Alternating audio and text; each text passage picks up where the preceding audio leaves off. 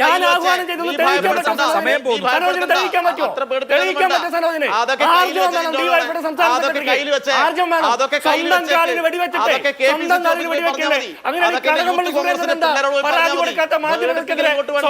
ഇപ്പൊ നിങ്ങളുടെ പ്രതിപക്ഷ നേതാവിനോട് തന്നെ ആ കുട്ടി പരാതി പറഞ്ഞിട്ടും പ്രതിപക്ഷ നേതാവ് എന്തുകൊണ്ട് ആ പരാതി മൂടി വെച്ചു എന്ന് പ്രധാനപ്പെട്ട ചോദ്യമാണ്. പ്രതിപക്ഷ നേതാവ് എന്ന് പറഞ്ഞാൽ സാധാരണ ഒരാളല്ലല്ലോ, വളരെ ഉത്തരവാദിത്തപ്പെട്ട ഭരണഘടനാ പദവിയുള്ള ഒരാള്, ഒരു പെൺകുട്ടി, തന്റെ മകളുടെ പ്രായമുള്ള ഒരു പെൺകുട്ടിയുടെ പരാതി മൂടി വെച്ചിട്ട് അയാൾക്ക് MLA സ്ഥാനവും വിവിധ സ്ഥാനമാനങ്ങളും കൊടുത്തു എന്ന് ഒരു ഇര വന്നിട്ട് പറയുകയാണ്. ശ്രീ സനോജ്, ഇതിപ്പോ കേരളത്തിലെ പൊതുരംഗത്ത് ഇടപെടുന്ന ആളുകളുടെ മൂല്യച്യുതി എന്ന പൊതു ചർച്ചയിലേക്ക് പോയാൽ ഇപ്പൊ പല കാര്യങ്ങൾ പറയാനുണ്ടാവും. മുമ്പ് അങ്ങനെ ഉണ്ടായി, ഇങ്ങനെ ഉണ്ടായി. അതിനപ്പുറത്ത് ഇപ്പോ ഇന്നലെ ആദ്യമായി വെളിപ്പെടുത്തൽ നടത്തിയ പെൺകുട്ടി പറഞ്ഞത് ഇയാളൊരു ഹബിച്വൽ ഒഫൻഡറാണ്, അതുകൊണ്ട് എനിക്കത് കോൾ ഔട്ട് ചെയ്യണം എന്ന് തോന്നി എന്നുള്ളതുകൊണ്ടാണ് എന്നുള്ളതാണ്. ഈ ചർച്ച ഇങ്ങനെ ഈ തരത്തിൽ മൂല്യച്യുതി എന്ന ഒരു പോയിന്റിൽ 2 ദിവസം കറങ്ങി അവസാനിക്കുമോ?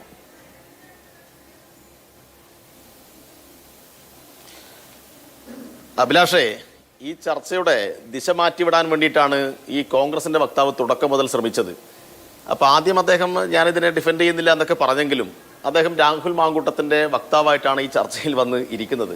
ഇവിടെ ഇപ്പം എന്താണ്, ഇപ്പം പഴയ കഥകളൊക്കെ പറയുകയാണെങ്കിൽ ഈ ചർച്ച തന്നെ അലങ്കോലമാവും. ഞാൻ അതിലേക്ക് കടക്കുന്നില്ല. കാരണം ജിൻഡോ ജോണിന്റെ ആവശ്യമാണ് കേരളത്തിലെ മൊത്തം രാഷ്ട്രീയക്കാരും ഇങ്ങനെയാണ്, എല്ലാ മുന്നണിയിലും ഇങ്ങനെയുള്ള ആളുകളുണ്ട്, എല്ലാ പാർട്ടിയിലും ഇങ്ങനെയുള്ള ആളുകളാണ്, അതുകൊണ്ട് രാഹുൽ മാങ്കൂട്ടം ചെയ്തതൊന്നും വലിയ കുറ്റമല്ല, പഴയ ഏതോ ചരിത്ര പുസ്തകത്തിൽ ഗർഭമുണ്ടായ കഥയൊക്കെ ഉണ്ടല്ലോ എന്നൊക്കെയാണ് ഇയാൾ ഇവിടെ വന്ന് സമർത്ഥിക്കുക. അല്പമെങ്കിലും നാണം വേണ്ടേ, അല്പമെങ്കിലും അഭിമാനം വേണ്ടേ?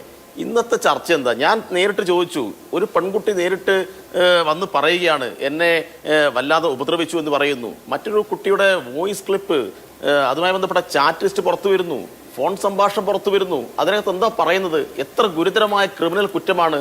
എന്തെങ്കിലും തരത്തിൽ മോശമായി പെരുമാറിയെന്ന് മാത്രമല്ലല്ലോ, അവരോട് ഗർഭചിത്രം നടത്താൻ ആവശ്യപ്പെടുന്ന ഫോൺ സംഭാഷണം, അതിന്റെ ശബ്ദ സന്ദേശം പുറത്തു വരുന്നു. അത് ഇയാളുടേതല്ല എന്ന് പറയാനുള്ള ധൈര്യം ഇയാൾക്കുണ്ടോ?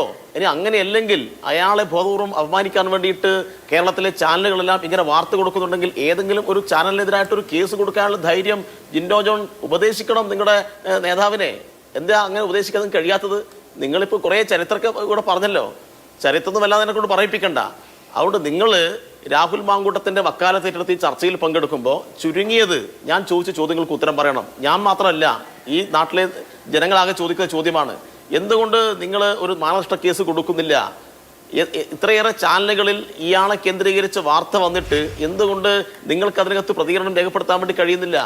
ഇപ്പം നിങ്ങളുടെ പ്രതിപക്ഷ നേതാവിനോട് തന്നെ ആ കുട്ടി പരാതി പറഞ്ഞിട്ടും പ്രതിപക്ഷ നേതാവ് എന്തുകൊണ്ട് ആ പരാതി മൂടി വെച്ചു എന്ന് പ്രധാനപ്പെട്ട ചോദ്യമാണ്. പ്രതിപക്ഷ നേതാവ് എന്ന് പറഞ്ഞാൽ സാധാരണ ഒരാളല്ലല്ലോ, വളരെ ഉത്തരവാദിത്തപ്പെട്ട ഭരണഘടനാ പദവിയുള്ള ഒരാള്, ഒരു പെൺകുട്ടി, തന്റെ മകളുടെ പ്രായമുള്ള ഒരു പെൺകുട്ടിയുടെ പരാതി മൂടി വെച്ചിട്ട് അയാൾക്ക് MLA സ്ഥാനവും വിവിധ സ്ഥാനമാനങ്ങളും കൊടുത്തു എന്ന് ഒരു ഇര വന്നിട്ട് പറയുകയാണ്. എന്നിട്ട് ആ ഇരയെ വേട്ടയാടാൻ വേണ്ടിയിട്ട് സൈബർ ഇടത്തിൽ ആഹ്വാനം ചെയ്തിട്ട് ഇവിടെ വന്നിരുന്നിട്ട് പണ്ട് ഇന്ന ചരിത്ര പുസ്തകം അതുണ്ട് ഇതുണ്ടെന്നൊക്കെ പറയുകയാണ്. ഇത് എന്തൊക്കെയാണ് നിങ്ങൾ ഈ വിളിച്ചു പറയുന്നത്?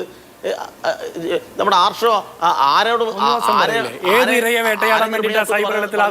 കുറെ കാലമായി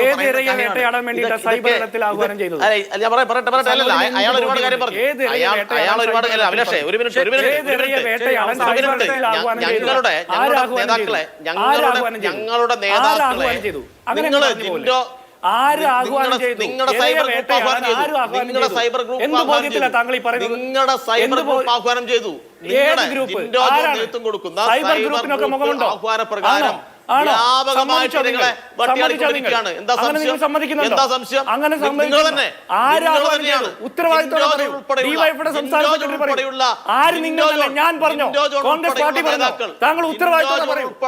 നേതാക്കൾ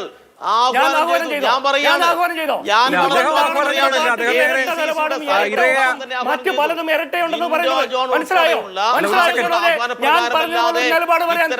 ഒരുപാട് വട്ടം ജനിക്കേണ്ടി വരും. മനസ്സിലായോ? മനസ്സിലായോ സനോജിന്?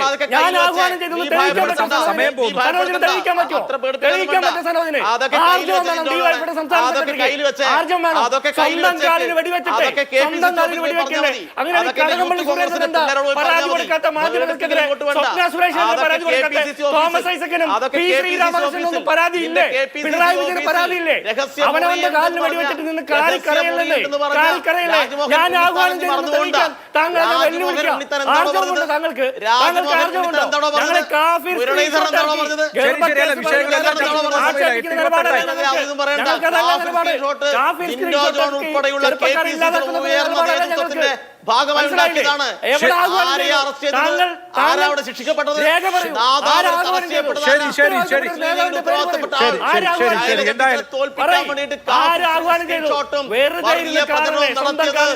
ഈ സുഹൃത്തുക്കൾ ഷാഫി പറമ്പിലും രാഹുൽ മാങ്കൂട്ടവും. ശരി നമ്മൾ അത്തരം ഇനിയിപ്പോ ഏറ്റുമുട്ടലിലേക്ക് പോകണം. നമ്മുടെ ചർച്ചയുടെ ഒരു 75% സമയവും സമാധാനപരമായി കഴിഞ്ഞല്ലോ. എന്തായാലും വെളിപ്പെടുത്തുന്ന ആളുകൾ അവർ സംരക്ഷിക്കപ്പെടണം, അവർ ആക്ഷേപിക്കപ്പെടാൻ പാടില്ല. വെളിപ്പെടുത്തലുകളുടെ മെറിറ്റ് അനുസരിച്ച് ഏറ്റവും ഉചിതമായ നടപടികൾ ഉണ്ടാവുകയും വേണം. അത് നമ്മുടെ പൊതുസമൂഹത്തിൽ എല്ലാവരുടെയും ആവശ്യമാണ്. അതിൽ രാഷ്ട്രീയ വ്യത്യാസം കാണേണ്ടതില്ല. വളരെ നന്ദി മൂന്നുപേർക്കും.